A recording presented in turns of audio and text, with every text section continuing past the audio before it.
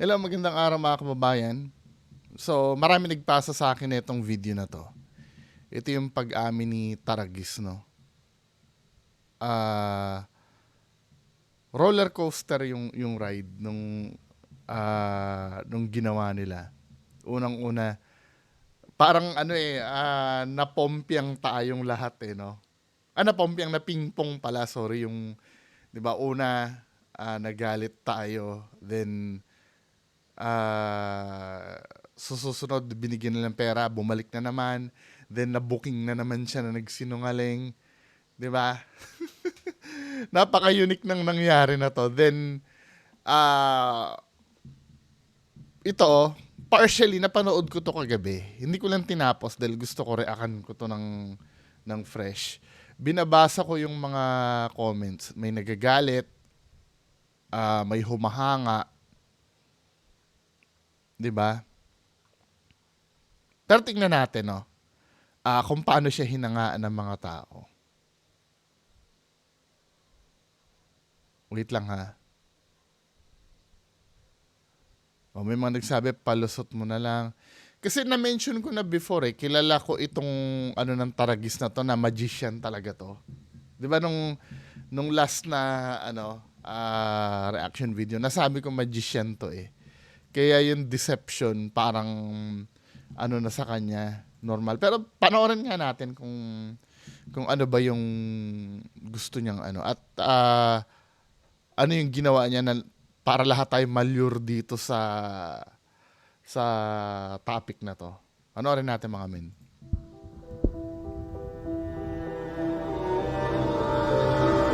Aamin na ako. Nagsimula ang lahat sa isang ideya. Ideya na kung magagawa ko, ay magbabago ang takbo ng lahat. Way back April 1, 2023, ay nag-iisip ako ng susunod na plano. Kailangan ay makabuo ko ng ingay para mag-viral ang Taragis. Kailangan ay mag-i-involve ang maraming tao rito. So aminado talaga siya na sa bagay, no-brainer naman na yun no? No-brainer naman na yun na pag nag-post ka talaga, need mag-viral talaga. Na-achieve niya naman yun, Para kumalat sa buong Pilipinas.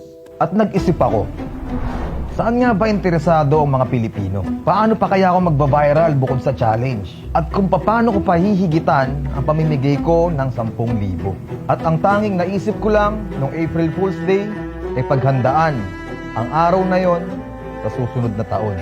At dito na nagsimula ang lahat.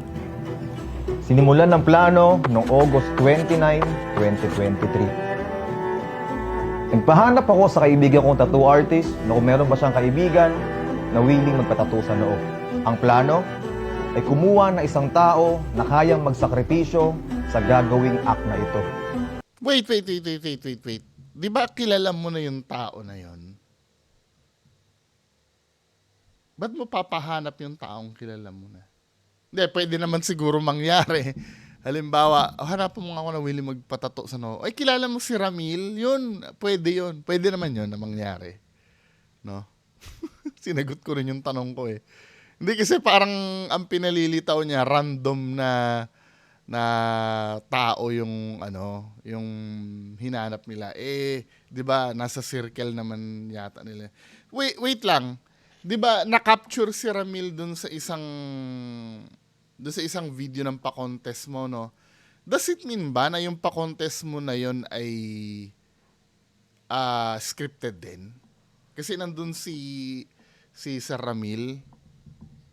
'Di ba kaya nga siya nakilala ng tao kasi nga 'di ba may screenshot no, sino ba yung May nagpaasa sa akin nun eh. Wait lang ha. Titingnan ko yung nagpaasa sa akin ng video na yon. Sana ba yon? Wait lang mga men ha.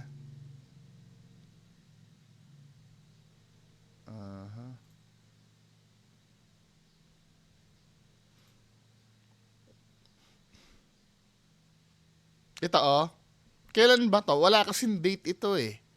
Kasi kung ang sinabi mo, nagpahanap ka, Raymond! Ramil Albano! Ramil Albano! Ang dami na! does it mean ba na yung ito ang nagiging ito ha, maraming pumupuri doon sa videos ni Sir.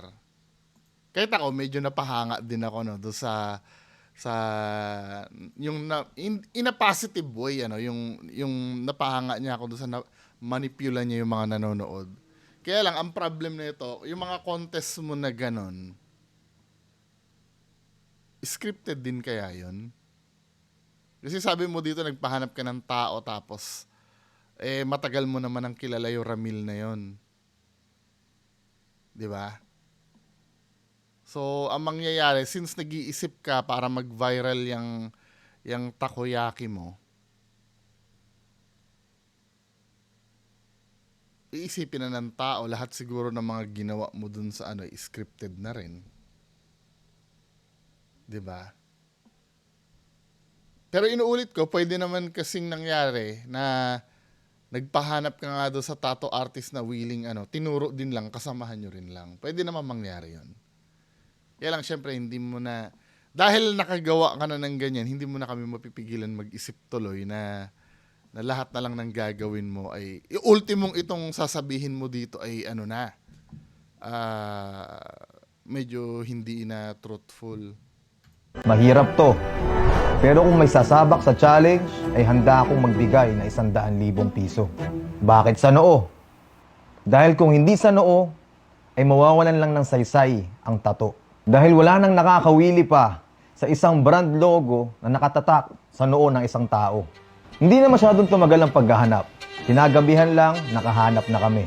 At siya si Tatay Ramil. 47 anyos, nakatira sa Bagong Silang, Caloocan. Dating fishball vendor. Kaya pala alam niya na kung saan pupuntahan, ano? At ngayon ay nag-aalaga na lang ng kanyang anak na may Down syndrome. Tandaan nyo, itong usapan na to ay last year pa. At ito ang eksakto na pinag-usapan namin. Deleted na yung account ng tattoo artist, pero siya yung isa sa tao dyan. Sabi ni Kuya Ramil ay willing daw siya. Kasi para Yung date, sana pakita nyo rin. Ito ha, dahil deception ngayon nangyari, pwede kasi mangyari, now nyo lang ginawa yung GC na yan. Tinan mo, the way they show yung GC, no? Pakita mo rin sana yung date, di ba, min? Sa bagay, pwede rin naman na i-edit yung date, ano? Depende sa graphic artist. Kaya, ito kasi minsan tuloy parang nakakadala ng maniwala din. daw sa anak niya. Tinanong ko siya kung hindi niya ba pagsisisihan. Ang sabi niya okay lang naman daw basta para Kaya sa may date pala, August 29. Ayan, anak niya. August 29, 2023. 9:27 p.m. At naalala ko rin na naging challenger din pala siya ng Taragis. Dito niya na nilusot yun, ano, yung nakita.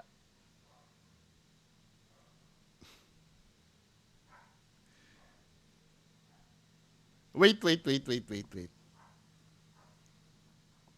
Saan ba yung lugar ng Taragis na to? Kung sa Bagong Silang, Caloocan siya, asan yung ano, tingnan natin address ng Taragis, no? Does it mean ba na si Sir Ramil ay pumunta pa sa ano nyo? Sa lugar nyo? Taragis. Tingnan natin Taragis. Nandito ba yung ano, yung address ng Taragis? Tingnan ko lang. Or nag-tour ba kayo sa Bagong Silang, Caloocan? Pampanga kami ni. Ayun, San Fernando, Pampanga.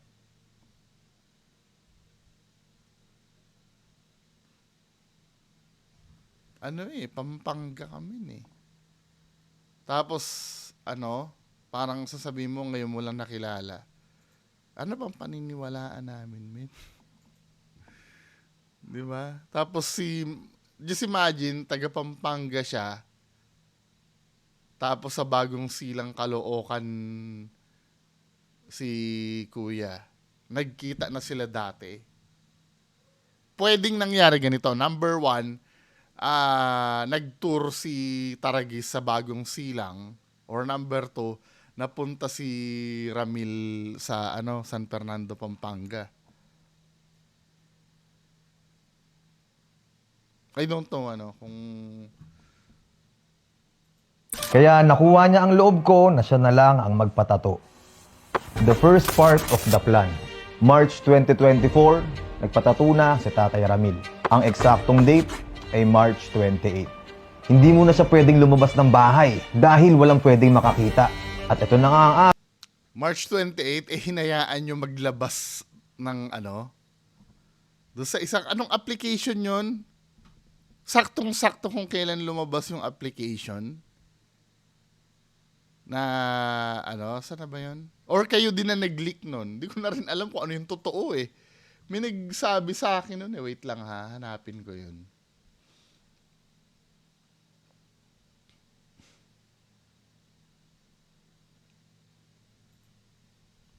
Sa,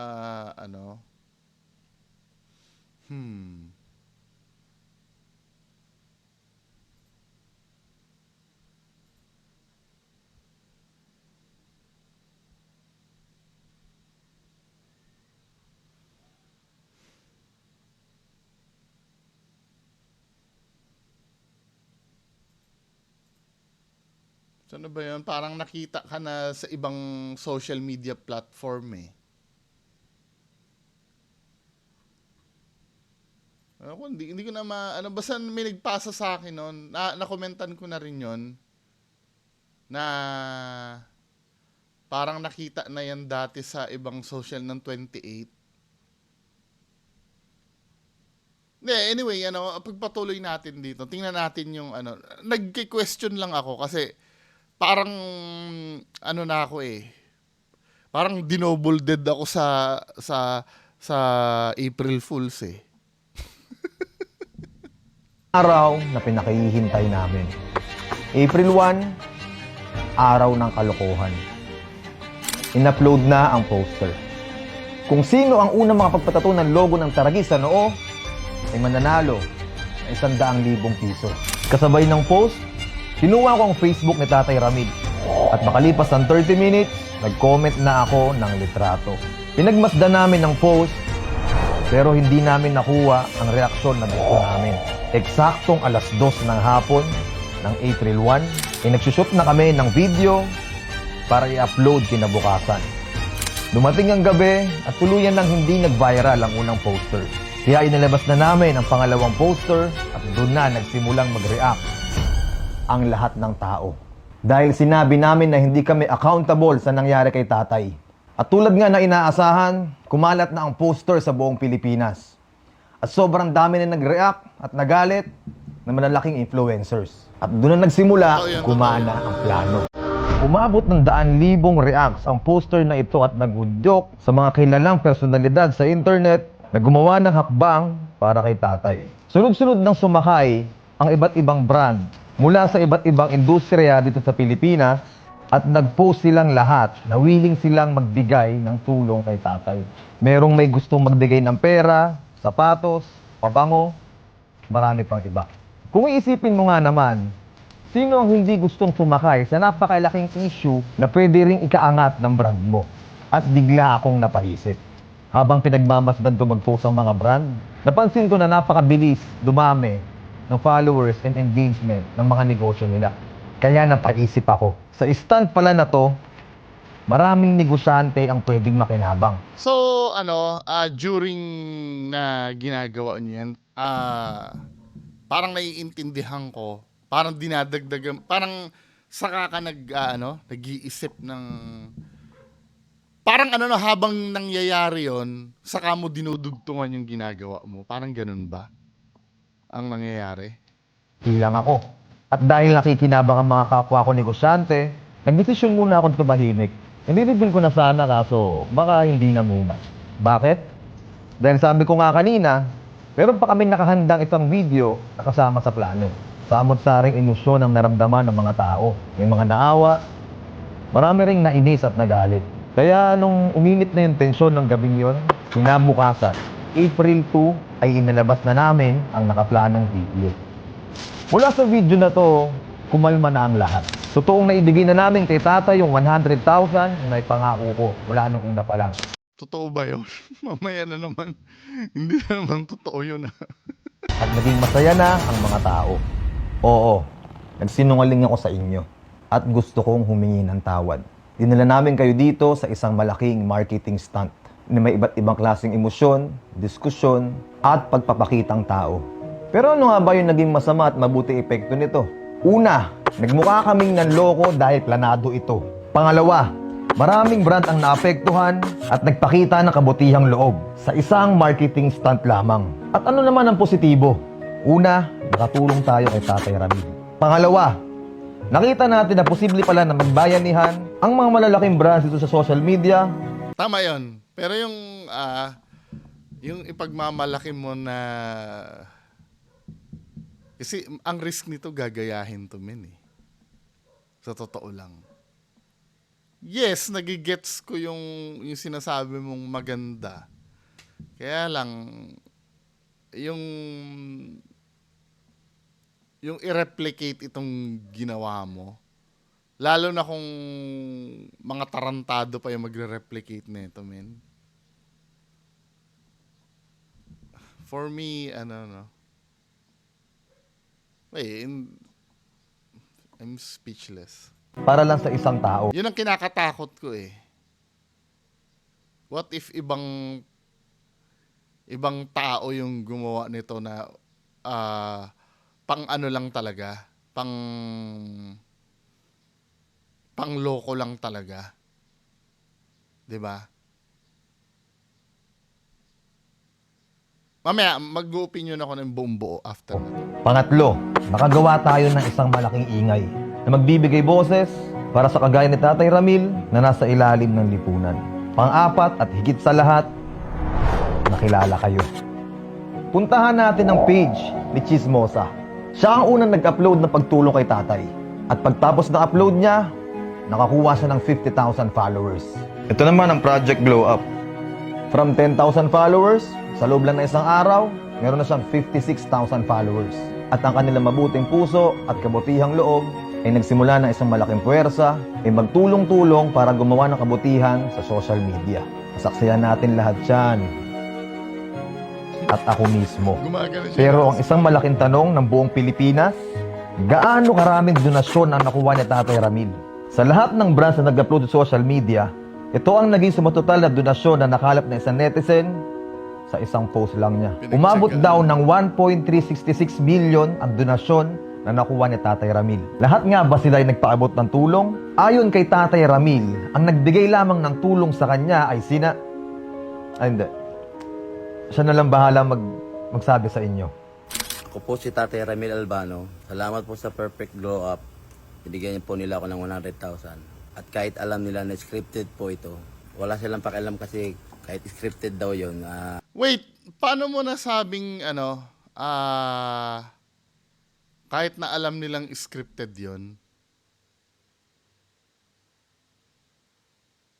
Siguro nung inamin nyo rin ba? Yung binibigyan mo, no, hindi po, scripted po yun. Gumanon ba kayo? Handa naman silang tumulong, wala silang pakialam sa mga sasabihin ng mga tao. Dapat ang nagsasalita niyan yung Perfect Glow mismo no? Hindi si... Papasalamat din po Tatay ako kay Miss Nicole Paluwag sa binigay niyang 100K para sa pag-aaral ng aking anak na si John Louie. Wala po siya pakialam kung ano man pong scripted po yan. Wala po siya pakialam doon. Basta ang hanggat niya lang ay makatulong. So ko rin po magpasalamat kay Boss Toyo at saka kay Boss MB Shoes and Apparel, RC Perfume at saka ABS-CBN para sa inabot niya pong tulong sa amin. Nasaktan ako para kay Tatay Ramil. Mga chong, hindi scammer si Tatay Ramil. Basically, pang-i-scam yung ginawa nyo. Basically. Ano ba yung meaning ng scam, Dito naman ako, pang-i-scam yun. Kahit na ano pa sabihin mo, na-idepensa nyo lang siguro ng, tama ha, meaning ng scamming. Ano yung mga elements ng scamming?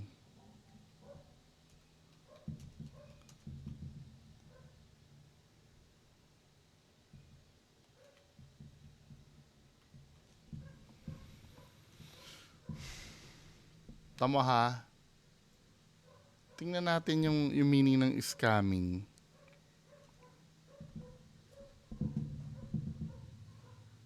Elements of fraud na lang. Mm. Pasok ba dito 'yon? Misrepresentation of material facts. 'Di ba? Intent to deceive.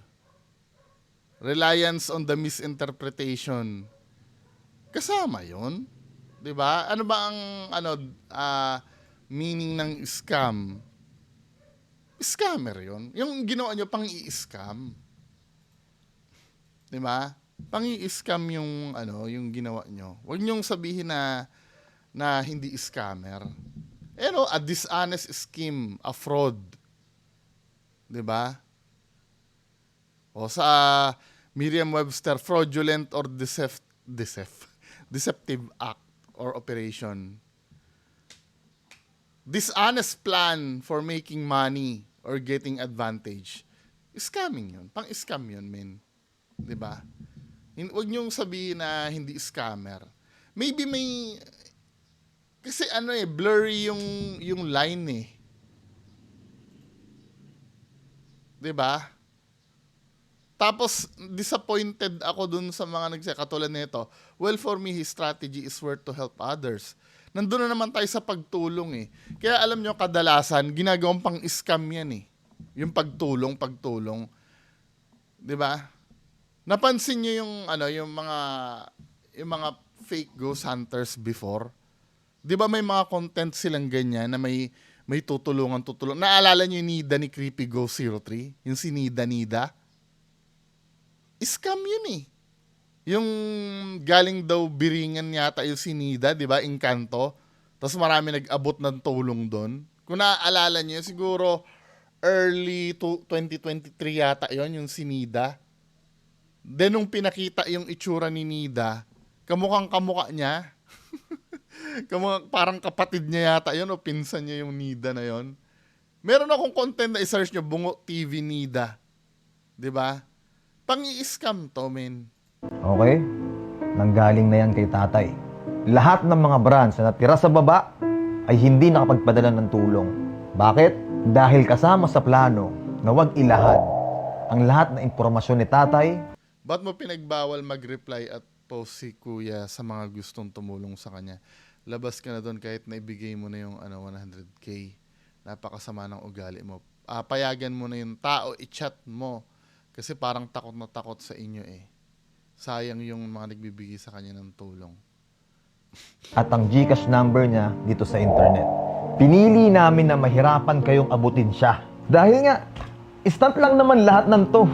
Kaya sa mga nagsasabi na napakalaki ng pera na nakuha ni tatay dahil dito, ang total cash na nakuha ni tatay dito ay umabot din naman ng mga 200,000 pesos.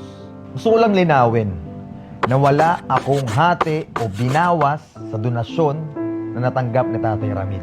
Ang lahat Yung sinabi niya na yun, no? Parang hindi na rin pwedeng pagkatiwalaan eh. Pero malay mo, totoo naman. Kaya lang, syempre, yung dala.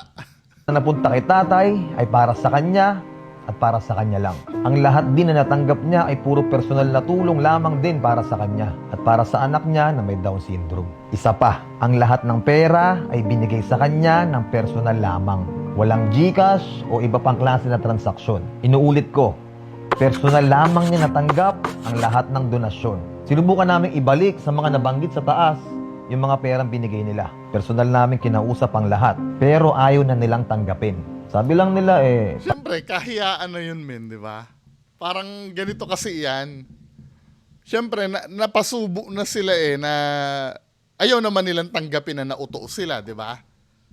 Tatanggapin ba nila yun na nauto nyo sila? Hindi. Sasabihin na lang ng mga yan, wala di ba? Kahit scripted yan, importante naman, matutulungan natin sila. Yan ang sasabihin yan. Pero ganito, subukan nyo, no?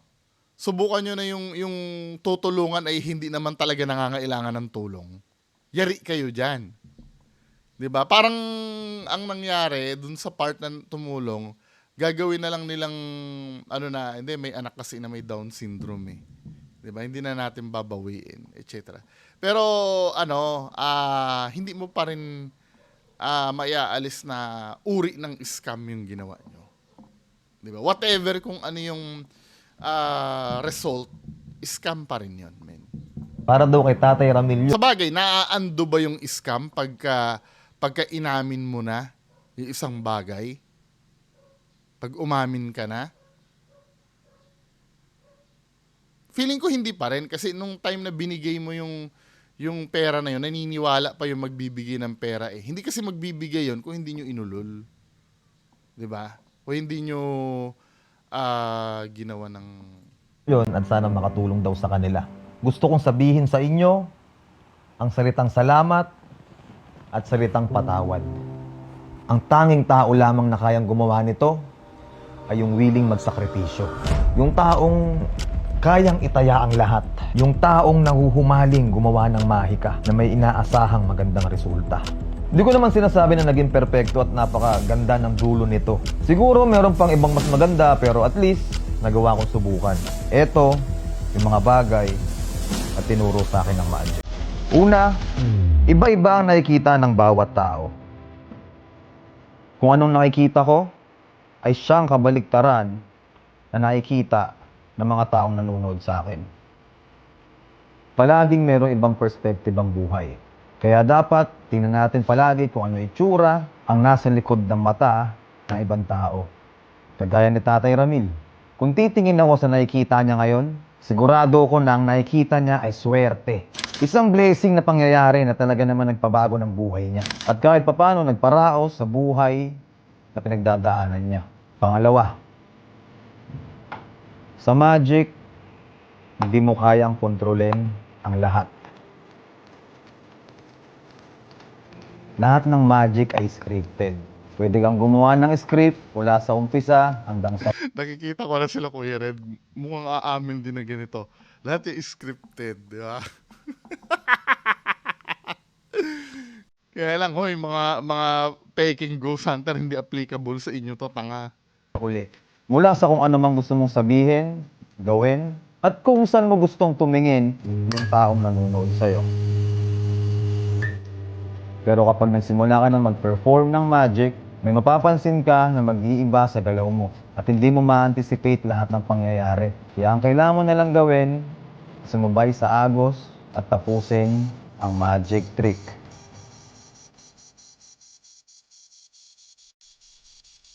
Ganito ako mag-isip bilang isang magician.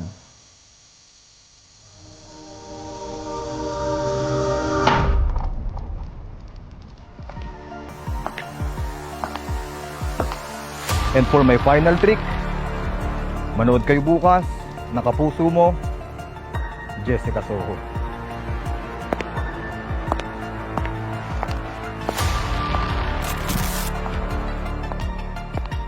Well, ito yung ginawa niya, for me, impressive nga naman, ano. Impressive yung ginawa nito. Ang problem kasi nito, hindi niya lang inisip kung ano yung magiging risk. Magaling siya lumusot no? Sa akin, kinda bumenta yung yes, tinatawag kong palusot. Bumenta sa akin yung mga sinabi niya. Kaya lang, may mga time doon na parang nafe-feel ko na nilulusot niya talaga. Pero lumusot naman, no? Kung yun 100% naman yung sinasabi niya, for me, lumusot naman. Pero wag niyo sasabihin na hindi kayo ng scam. Andun yung elements eh. Parang ang nangyari, pinaganda nyo lang yung resulta. Ang nakakatakot niyan pagka ginaya kayo ng iba. Pero ang magandang naidulot nito, no? Magandang naidulot nitong ginawa nyo na to. Sisilipin ko naman 'yon. Matututo yung mga tao na magsuri na talaga. Just in case na may gagawa na naman uli ng ganyan. Matututo na yung tao. Gagawin na kay reference. Yan yung ginawa ni Taragis. 'Di ba? Hindi na sila bibenta. Impressive din yung ginawa nyo kasi mga hindi basta-bastang tao yung yung nadala dun sa sinasabi nyo eh. Marami akong nakita na social media personality na nag-react sa ginawa nyo. na talagang magagaling mag-analyze katulad nila Real Talk Darbs, sila Nico David, 'di ba? Sila Makagago, yung mga lawyer, 'di ba? Mga ano nag-react dito sa ginawa nyo. Hindi ko masasabing 100% na maganda yung kinalabasan. Aminado din naman siya doon. Kaya lang nakalusot naman. Nakalusot naman si Kuya. Doon lang sa part na yung itatanggi nyo na ng scam kayo. Ng scam kayo, men. Hindi pwedeng mawala 'yon. Kasi bunga ng deception kung bakit nagkaroon ng pera si Sir Ramil eh. 'Di ba? Hindi naman 'yun hindi naman parang magic yan na katulad ng sinasabi mo na from the very beginning alam namin na illusion yung ginagawa nyo. Sa unang-una kasi alam namin totoo yan eh. Then nung nagkahulihan na, nabigyan mo lang kami ng magandang lusot. Diba? Well, siguro part of me kaya kinda naiinis ako, no? Dahil sa pride ko rin na hindi ko matanggap na naulol nyo ako. Pero besides doon, let's see na lang kung ano yung sasabihin ng iba pa. 'Di ba? Humingi rin naman siya kasi ng tawad, 'di ba? Hindi naman siya pa yung mayabang, no? Nagpatawad din naman. Anyway, mga kababayan ko, gusto ko paki-comment nyo kung ano masasabi nyo dito. Maraming salamat po. Bye-bye.